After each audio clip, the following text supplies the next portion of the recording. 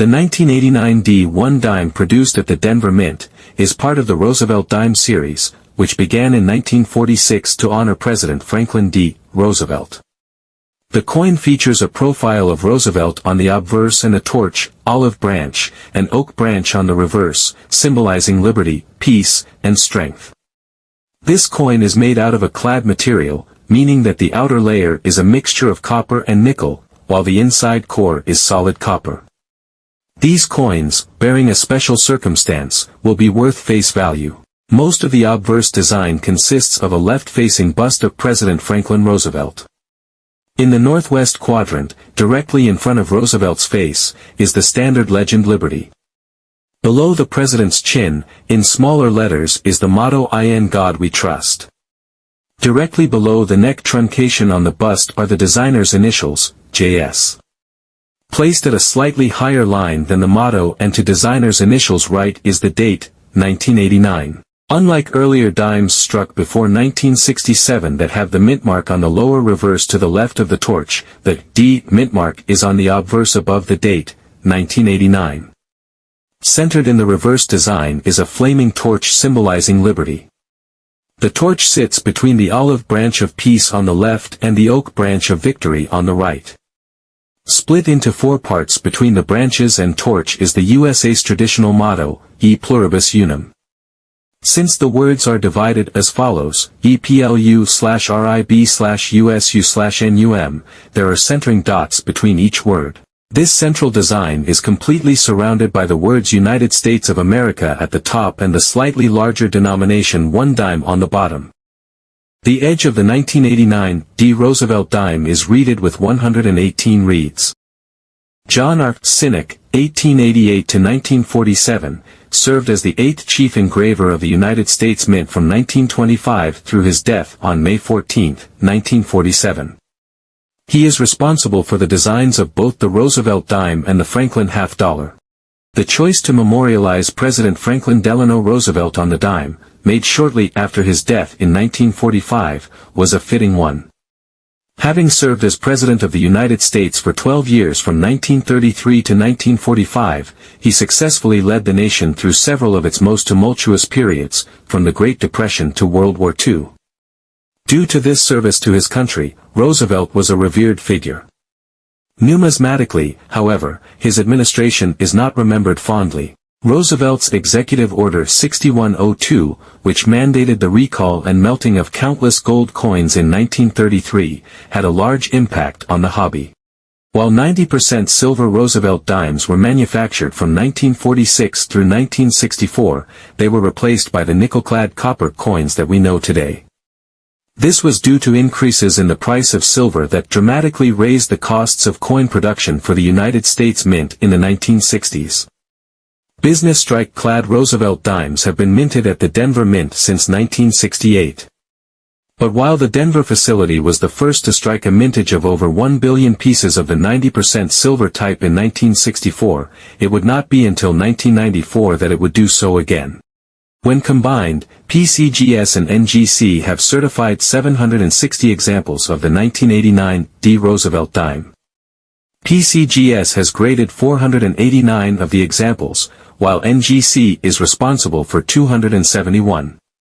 Of these, a surprising 46% earned either the PCGS Full Bands, FB, or NGC Full Torch, FT, designation. When compared to the 1989 P. Roosevelt dimes, nearly 30% more of the 1989 D issue have been designated as FB or FT. Unlike scarce varieties or other U.S. types that have much smaller mintages compared to the 1989 D dime, there are almost certainly many uncertified dimes still extant in high grades and worthy of FB/FT designations. It would not be unusual at all for a collector to find a mid to high mint state example in pocket change. Even today, the fact that the coin was struck in base metal, copper-clad and nickel, when combined with the large mintage of 896,535,597 pieces means that they will likely be seen for many years. Examples in low grades bring no premium over face value and should probably be spent unless used to fill a hole in a date or typeset. Even mid to high grade examples are worth between face value and $1. Only examples in mid to high mint state hold any real value. Examples between MS-65 and MS-66 sell regularly for between $3 and $7, while examples in MS-67 and MS-68 can sell for between $25 and $100. The auction record was set at $167 with an MS-68 sold on eBay in October 2018. As can be expected, FB/FT examples sell at a premium over standard MS types. While examples do not necessarily need to be in mint state to earn an FT or FB designation, it definitely helps, and most are actually in mid to high mint state. Low mint state, MS-60 to MS-63, graded examples with a FB/FT designation can be procured for between $5 to $7 without any difficulty, and examples graded up to MS-66 and MS-67 are worth only approximately $20 to $35. However, truly gem examples, MS-68 and MS-69, have a larger value of between $150 to $400, with the auction record of $677 for an MS-68 set in January 2011 in an eBay sale. If you're interested in finding a high-grade example of the 1989 D dime, you should look through mint sets. In 1989, the U.S. Mint packaged and sold 1,987,915 sets that contained all of the circulating types from both Philadelphia and Denver. Today, the Denver half of the 1989 mint set can be acquired for as little as $2.50. The 1970 Roosevelt dime is a coin that holds historical significance and numismatic interest among collectors. Part of the larger Roosevelt dime series, the 1970 dime stands out as a relatively rare coin in terms of mintage, but it still draws attention due to variations in mint marks, errors, and its place in American coinage history.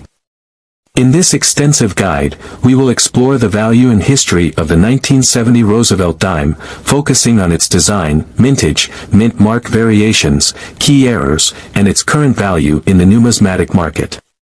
Historical background. The Roosevelt dime was first introduced in 1946, replacing the Mercury dime. The introduction of this dime honored the late President Franklin D. Roosevelt, who had died the previous year. Roosevelt was particularly associated with the fight against polio, and the dime's introduction coincided with the March of Dimes campaign, which was founded to combat the disease. John R. Sinek, the chief engraver of the U.S. Mint at the time, designed the coin, and his initials can be found on the coin just below Roosevelt's neck. The dime's design features a left-facing portrait of Franklin D. Roosevelt on the obverse, with the word Liberty appearing to the left of the portrait, the motto, In God We Trust, below Roosevelt's chin, and the date to the right. On the reverse, the coin features a torch in the center, symbolizing liberty, with olive branches on either side representing peace. The words, United States of America, and E pluribus unum, surround the torch, along with the denomination, 1 dime. The 1970 Roosevelt dime continues this design, but it is a part of a post-silver era in U.S. coinage. By 1970, dimes, along with quarters and half dollars, were no longer made of silver, following the Coinage Act of 1965. This act was passed in response to a national silver shortage and rising silver prices, which made it financially impractical for the U.S. Mint to continue producing silver coins for general circulation. The 1970 dimes, like those struck since 1965, were composed of a copper-nickel-clad material, with an outer layer of 75% copper and 25% nickel bonded to a core of pure copper. Mintage and mint marks. The 1970 Roosevelt dime was struck at 3 different U.S. Mint facilities, Philadelphia, Denver, and San Francisco. Each of these facilities produced dimes with different mint marks, and some were minted specifically for circulation while others were minted for collectors. Philadelphia Mint, the Philadelphia Mint, in 1970, produced 345,570,000 Roosevelt dimes for general circulation. Coins minted in Philadelphia during this time period did not carry a mint mark, which makes identifying them easy. These dimes were widely circulated and are very common today, often found in pocket change and circulated coin rolls. Denver Mint. The Denver Mint produced 754,942,100 Roosevelt dimes in 1970, a significantly larger number compared to the Philadelphia Mint. These dimes are marked with a small D mint mark located to the right of the date on the obverse of the coin. Denver-produced dimes are also common and widely available in circulated conditions. San Francisco Mint, S mint mark. The San Francisco Mint produced two types of dimes in 1970, regular proof dimes and a small number of circulation strike dimes. The proof dimes, struck for inclusion in special proof sets for collectors, were produced to a much higher standard of quality, featuring polished planchets and specially prepared dies to ensure a mirror-like finish. These proof dimes are marked with an S mint mark and are sought after by collectors for their superior finish and lower mintage numbers. In total, 2,632,810 proof dimes were produced by the San Francisco Mint in 1970. Additionally, a small number of regular circulation strike dimes were also produced at the San Francisco Mint, though these are much rarer than their proof counterparts. These circulation strike San Francisco dimes were part of special mint sets, making them less common and more valuable to collectors. Errors and varieties. The 1970 Roosevelt dime, while not known for any particularly famous errors like the 1969 S. Lincoln cent double die, does have some notable varieties and errors that are of interest to numismatists. These varieties can add value to an otherwise common coin and are often sought after by collectors.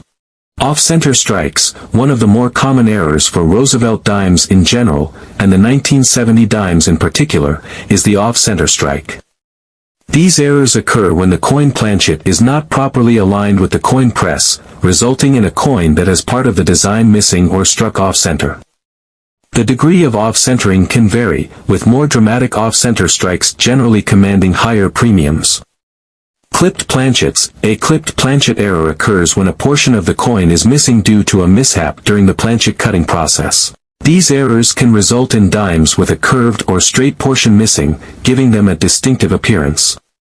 Clipped planchets are less common but are highly collectible.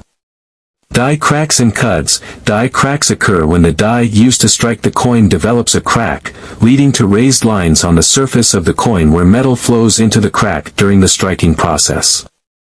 Cuds are a related error that occurs when a portion of the die breaks away completely, leaving a raised, unstruck area on the coin. Both die cracks and cuds are interesting varieties that can increase the value of a 1970 dime, especially if the error is large or pronounced.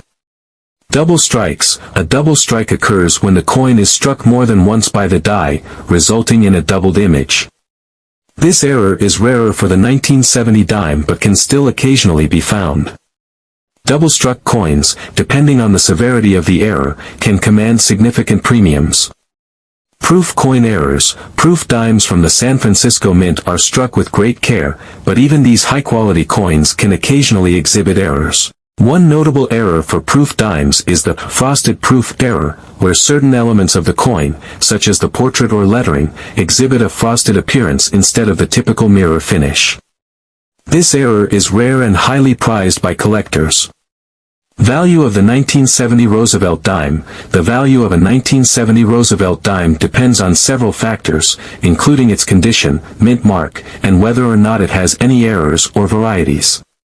The following sections will break down the value ranges for different types of 1970 dimes. Philadelphia No mint mark and Denver D mint mark dimes. In circulated condition, 1970 dimes from Philadelphia and Denver are very common and typically only worth $10.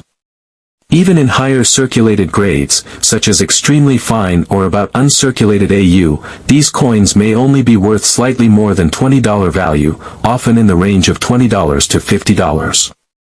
However, uncirculated examples, particularly those graded by third-party grading services such as PCGS or NGC, can be worth more. A 1970 dime in mint state, MS, condition can range from $5 to $30, with particularly high-grade examples, such as MS-65 or MS-66, commanding prices of $100 or more. Full bands designations, indicating that the horizontal bands on the torch are fully struck and separated, can further increase the value of uncirculated coins.